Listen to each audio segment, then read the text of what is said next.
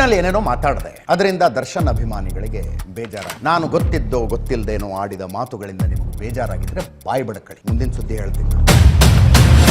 ದರ್ಶನ್ ಮಾಡಿದ್ದೇನೋ ಅಂತ ಅರ್ಥವಾಯಿತು, ಆದರೆ ಮಾಧ್ಯಮಗಳು ಮಾಡ್ತಿರೋದೇನೋ ಅಂತ ಗೊತ್ತಾಗ್ತಾ ಇಲ್ಲ.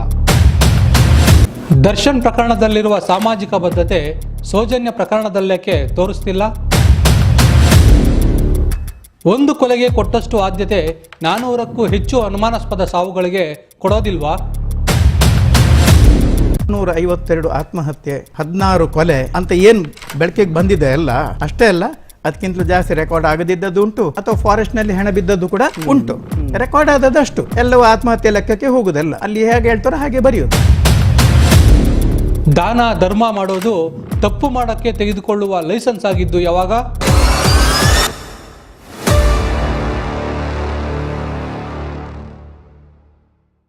ಬದುಕಬೇಕಾದ ರೇಣುಕಾ ಸ್ವಾಮಿ ಅವ್ರಿಗೆ ನ್ಯಾಯ ಸಿಗ್ಬೇಕು, ಬೇಕಾಗಿರೋ ಆ ಮಗು ನ್ಯಾಯ ಸಿಗ್ಬೇಕು. ಎಲ್ಲದಕ್ಕಿಂತ ಹೆಚ್ಚಾಗಿ ನ್ಯಾಯದ ಮೇಲೆ ಎಲ್ಲರಿಗೂ ಒಂದು ನಂಬಿಕೆ ಹೋಗ್ಬೇಕು. ಇದಕ್ಕೆ ಒಂದು ಒಳ್ಳೆ ನ್ಯಾಯ ಆಗ್ಬೇಕು.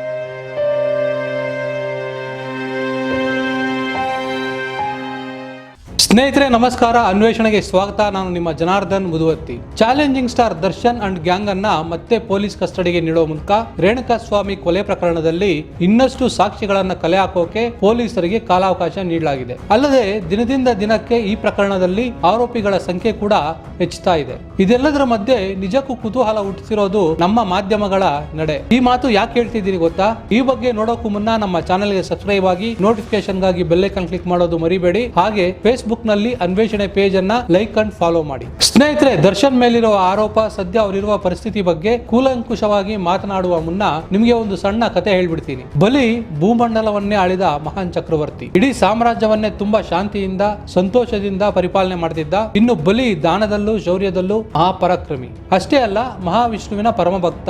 ಆದ್ರೂ ಮಹಾವಿಷ್ಣುವೇ ವಾಮನ ಅವತಾರದಲ್ಲಿ ಬಂದು ಬಲಿ ಚಕ್ರವರ್ತಿಯ ತಲೆ ಮೇಲೆ ಕಾಲಿಟ್ಟು ಪಾತಾಳಕ್ಕೆ ತುಳಿಯುತ್ತಾನೆ. ಅದು ಯಾಕೆ ಗೊತ್ತಾ? ಬಲಿ ಮಹಾನ್ ದಾನವಂತನಾದ್ರೂ, ಧರ್ಮಾತ್ಮನಾದ್ರೂ, ಪರಾಕ್ರಮಿಯಾಗಿದ್ರು ಸೃಷ್ಟಿ ಧರ್ಮಕ್ಕೆ ವಿರುದ್ಧವಾಗಿ ದೇವತೆಗಳಿಗೆ ಶಕ್ತಿ ತುಂಬುತ್ತಿದ್ದ.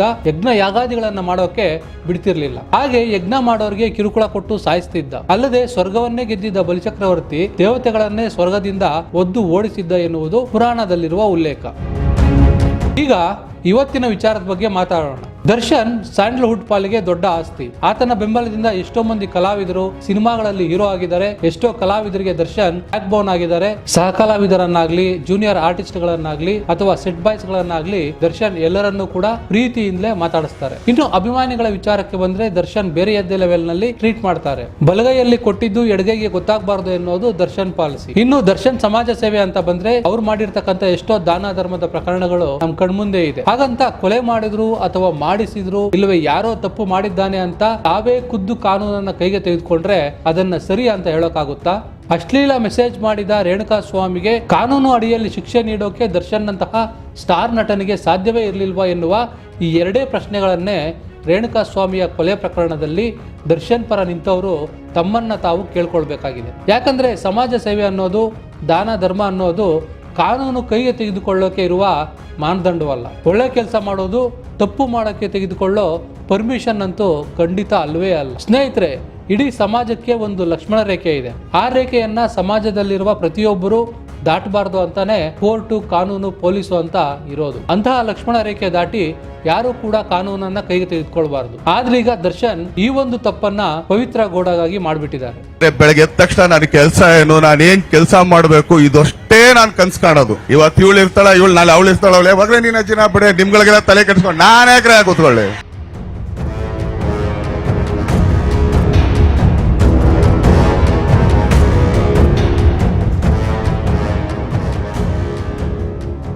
ಇನ್ನು ಈ ಒಂದು ವಿಚಾರವನ್ನ ನಿಮ್ ಮುಂದೆ ಇಡಲೇಬೇಕು ಸ್ನೇಹಿತರೆ. ದರ್ಶನ್ ಅಂಡ್ ಗ್ಯಾಂಗ್ ಒಂದು ಕೊಲೆ ಪ್ರಕರಣದಲ್ಲಿ ಪೊಲೀಸರ ಬಲೆಗೆ ಬಿದ್ದಿದ್ದಾರೆ. ಅದಕ್ಕೆ ಯಾವ ರೀತಿ ಪ್ರಕರಣವನ್ನ ತನಿಖೆ ಮಾಡಬೇಕು, ಯಾವ ರೀತಿ ತನಿಖೆ ಮಾಡಿ ಸಾಕ್ಷಿಗಳನ್ನ ಕಲೆ ಹಾಕಬೇಕೋ, ಕೋರ್ಟ್ಗೆ ಏನೆಲ್ಲ ದಾಖಲೆ ಒದಗಿಸಿ ತಪ್ಪಿತಸ್ಥರಿಗೆ ಶಿಕ್ಷೆ ನೀಡಬೇಕೋ ಅದನ್ನ ಪೊಲೀಸರು ಈ ಪ್ರಕರಣದಲ್ಲಿ ರಾಜಕೀಯ ಒತ್ತಡಗಳಿಗೂ ಮಣಿಯದೆ ಮಾಡ್ತಿದ್ದಾರೆ. ಆದ್ರೆ ಮಾಧ್ಯಮಗಳೇ ದರ್ಶನ್ ಪ್ರಕರಣವನ್ನ ಪೊಲೀಸರಿಗಿಂತ ತುಂಬಾನೇ ಪರ್ಸನಲ್ ಆಗಿ ತೆಗೆದುಕೊಂಡಂತೆ ಕಾಣ್ತಾ ಇದೆ. ಯಾಕಂದ್ರೆ ದರ್ಶನ್ ವಿಚಾರದಲ್ಲಿ ಮಾಧ್ಯಮಗಳು ಮಾತನಾಡ್ತಾ ಇರೋ ವೈಖರಿ, ಬಳಸ್ತಾ ಇರೋ ಭಾಷೆ ಇವೆಲ್ಲ ನೋಡಿದ್ರೆ ದರ್ಶನ್ ಈ ಹಿಂದೆ ಮಾಧ್ಯಮಗಳಿಗೆ ಬೈದದ್ದನ್ನೇ ಇಟ್ಕೊಂಡು ಸೇಡು ತೀರಿಸಿಕೊಳ್ಳೋಕೆ ನಮ್ಮ ಮಾಧ್ಯಮಗಳು ಹೊರಟಿವೆಯಾ ಎನ್ನುವ ಬಗ್ಗೆ ಸಂಶಯ ಕೂಡ ವ್ಯಕ್ತವಾಗ್ತಾ ಇದೆ. ಸಿಗರೇಟ್ ಸೇದೆ ಹೋದ್ರೆ ಕೈ ನಡುಗುತ್ತೆ, ಒಂದು ಸಿಗರೇಟ್ ಕೊಡಿ ಸಿಗರೇಟ್ ಕೊಡಿ ಸಿಗರೇಟ್ ಕೊಡಿ ಅಂತ. ನಥಿಂಗ್ ಡೂಯಿಂಗ್, ಸುಮ್ಮನೆ ನಿಂತ್ಕ ಅಂದ್ರಂತೆ ಪೊಲೀಸರು. ದರ್ಶನ್ ಕಾನೂನು ಕೈಗೆ ತೆಗೆದುಕೊಂಡಿದ್ದಾರೆ, ಒಂದು ಕೊಲೆಯಲ್ಲಿ ಪ್ರಧಾನ ಆರೋಪಿಯಾಗಿದ್ದಾರೆ. ಅದಕ್ಕೆ ಪೊಲೀಸ್ನವರು ಕೋರ್ಟು ತುಂಬಾ ಪ್ರಾಮಾಣಿಕವಾಗಿ ಕೆಲಸ ಮಾಡ್ತಿದೆ. ಆದರೆ ದರ್ಶನ್ ಪ್ರಕರಣದ ಬಗ್ಗೆ ಹೆಚ್ಚು ಆಸಕ್ತಿ ತೋರಿಸ್ತಿರುವ ಇದೇ ಮಾಧ್ಯಮಗಳು ದಾರುಣವಾಗಿ ಅತ್ಯಾಚಾರಕ್ಕೊಳಗಾಗಿ ಬರ್ಬರವಾಗಿ ಕೊಲೆ ಮಾಡಲ್ಪಟ್ಟ ಸೌಜನ್ಯ ಪ್ರಕರಣದಲ್ಲಿ ಆಕೆಯ ಎತ್ತವರ ಕೂಗಿಗೆ ಸ್ಪಂದಿಸಲೇ ಇಲ್ಲ. ಸೌಜನ್ಯ ಪ್ರಕರಣದಲ್ಲಿ ಬಂಧಿಸಿದ್ದ ಆರೋಪಿ ನಿರಪರಾಧಿ ಅಂತ ಕೋರ್ಟ್ ಬಿಟ್ಟ ಮೇಲೆ ನಿಜವಾದ ಆರೋಪಿಗಳ ಪತ್ತೆಗೆ ಈ ಮಾಧ್ಯಮಗಳು ಪಟ್ಟು ಹಿಡಿಯಲೇ ಇಲ್ಲ. ಅಷ್ಟೇ ಅಲ್ಲ, ಧರ್ಮಸ್ಥಳದ ಧರ್ಮಾಧಿಕಾರಿ ಹಾಗೂ ರಾಜ್ಯಸಭಾ ಸದಸ್ಯರ ವಿರುದ್ಧ ಜನಾಂದೋಲನ ನಡೆದರೂ ಆ ಭಾಗದಲ್ಲಿ ನಡೆದಿರುವ ಭ್ರಷ್ಟಾಚಾರದ ಬಗ್ಗೆ 400ಕ್ಕೂ ಹೆಚ್ಚು ಅನುಮಾನಾಸ್ಪದ ಸಾವುಗಳ ಬಗ್ಗೆ ಹಲವು ಸಂಘಟನೆಗಳು ಧ್ವನಿ ಎತ್ತಿದ್ರು. ಸೌಜನ್ಯ ಪರ ಸಾವಿರಾರು ಮಂದಿ ಬೀದಿಗಿಳಿದು ಪಾದಯಾತ್ರೆ ಮಾಡಿದ್ರು. ನ್ಯಾಯಕ್ಕಾಗಿ ದೆಹಲಿವರೆಗೂ ಹೋಗಿ ಹೋರಾಟ ಮಾಡಿದ್ರು.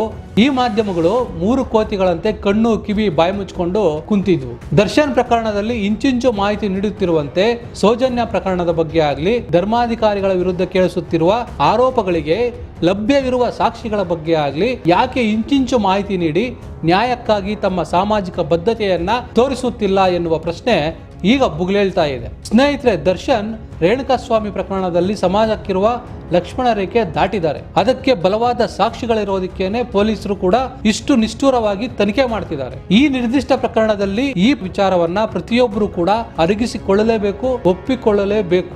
ಇನ್ನು ಮಾಧ್ಯಮಗಳು ದರ್ಶನ್ ಪ್ರಕರಣಕ್ಕೆ ಕೊಟ್ಟಷ್ಟೇ ಆದ್ಯತೆಯನ್ನ ಧರ್ಮಸ್ಥಳದ ಸುತ್ತಮುತ್ತ ಅನುಮಾನಾಸ್ಪದವಾಗಿ ಸಾವನ್ನಪ್ಪಿರುವ 400ಕ್ಕೂ ಹೆಚ್ಚು ಮಂದಿಯ ಪ್ರಕರಣಗಳಿಗೂ ನೀಡುವಂತಾಗಬೇಕು. ಆ ಭಾಗದಲ್ಲಿರುವ ಸಂಘಟನೆಗಳು, ಜನರು ಸಾಕ್ಷಿಗಳ ಸಮೇತ ಮಾಡುತ್ತಿರುವ ಭ್ರಷ್ಟರ ಬಗ್ಗೆಯೂ ಇದೇ ರೀತಿ ವಾರಗಟ್ಟಲೆ ಕಾರ್ಯಕ್ರಮಗಳನ್ನು ಮಾಡುವಂತಾಗಬೇಕು. ಅದರಿಂದ ಆ ಭಾಗದ ಸಾವಿರಾರು ಜನರಿಗೆ, 10 ಹಳ್ಳಿಗಳಿಗೆ ನ್ಯಾಯ ಸಿಗುವಂತಾಗುತ್ತೆ. ಯಾಕಂದರೆ ಅಲ್ಲಿನ ಸಮಸ್ಯೆಗಳು, ಅಲ್ಲಿನವರು ನಡೆದಿದೆ ಅಂತ ಹೇಳ್ತಾ ಇರೋ ಕೊಲೆಗಳು ದರ್ಶನ್ ಪ್ರಕರಣಕ್ಕಿಂತ 1000 ಪಟ್ಟು ದೊಡ್ಡದು. ಧರ್ಮಸ್ಥಳದಲ್ಲಿ ಅವರ ಸುತ್ತಮುತ್ತಲ ಇವರದೆಲ್ಲ ಭೂಮಿ ಇದೆ, ಆ ಭೂಮಿ ಅವರಿಗೆ ಬೇಕು, ಕೊಡ್ಲಿಲ್ಲ.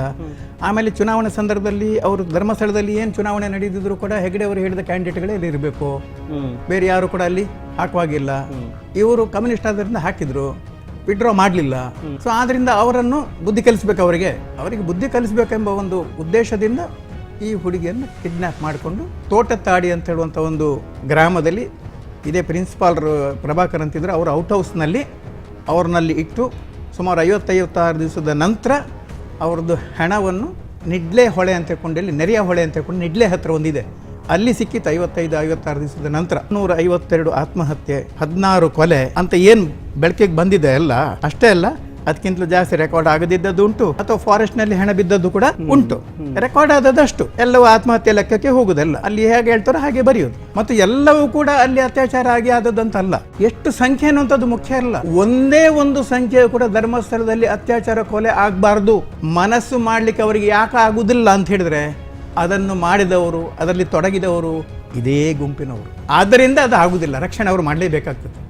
ನಿಜಕ್ಕೂ ಮಾಧ್ಯಮಗಳಿಗೆ ಸಾಮಾಜಿಕ ಬದ್ಧತೆ ಇದ್ರೆ ದರ್ಶನ್ ಪ್ರಕರಣವನ್ನ ಚರ್ಚೆ ಮಾಡುತ್ತಿರುವಷ್ಟೇ ತೀವ್ರವಾಗಿ ಧರ್ಮಸ್ಥಳದ ಸುತ್ತಮುತ್ತ ಕೇಳಿಸುತ್ತಿರುವ ಆರೋಪಗಳ ವಿಚಾರದಲ್ಲೂ ಚರ್ಚೆ ಮಾಡಲಿ. ಆಗ ಮಾತ್ರವೇ ಮಾಧ್ಯಮಗಳು ಎಷ್ಟು ನೇರವಾಗಿ, ಎಷ್ಟು ದಿಟ್ಟವಾಗಿ, ಎಷ್ಟು ನಿರಂತರವಾಗಿವೆ, ಎಷ್ಟರ ಮಟ್ಟಿಗೆ ನಿರ್ಭೀತಿಯಿಂದ ಸಮಾಜದ ಪರ ನಿಲ್ಲುತ್ತಿವೆ, ಉತ್ತಮ ಸಮಾಜಕ್ಕಾಗಿ ಎಷ್ಟರ ಮಟ್ಟಿಗೆ ನ್ಯಾಯದ ಪರ ನಿಂತಿವೆ ಎನ್ನುವುದು ರಾಜ್ಯದ ಜನಕ್ಕೆ ಗೊತ್ತಾಗುತ್ತೆ. ಅದು ಬಿಟ್ಟು ಕೇವಲ ದರ್ಶನ್ ಪ್ರಕರಣಕ್ಕೆ ಮಾತ್ರವೇ ಆದ್ಯತೆ ಕೊಟ್ಟು ಅದಕ್ಕಿಂತ ಗಂಭೀರವಾದ ಪ್ರಕರಣಗಳನ್ನು ಗಾಳಿಗೆ ತೂರಿದ್ರೆ ದರ್ಶನ್ ಪ್ರಕರಣದಲ್ಲಿ ಮಾಧ್ಯಮಗಳಿಗಿರೋದು ಸಾಮಾಜಿಕ ಬದ್ಧತೆ ಅಲ್ಲ, ವೈಯಕ್ತಿಕ ದ್ವೇಷ ಎನ್ನುವ ವಿಚಾರ ಸಾಬೀತಾಗೋದು ಅಕ್ಷರಶಃ ಸತ್ಯ. ಸ್ನೇಹಿತರೆ, ಈ ಸ್ಟೋರಿ ಬಗ್ಗೆ ನಿಮ್ಮ ಅನಿಸಿಕೆ ಏನು ಅಂತ ಕಮೆಂಟ್ ಮಾಡಿ ತಿಳಿಸಿ. ಮತ್ತೊಂದು ಸ್ಟೋರಿ ಜೊತೆ ಆದಷ್ಟು ಬೇಗ ನಿಮ್ಮ ಮುಂದೆ ಬರ್ತೀನಿ. ಅಲ್ಲಿವರೆಗೂ ಕೀಪ್ ವಾಚಿಂಗ್ ಅನ್ವೇಷಣೆ.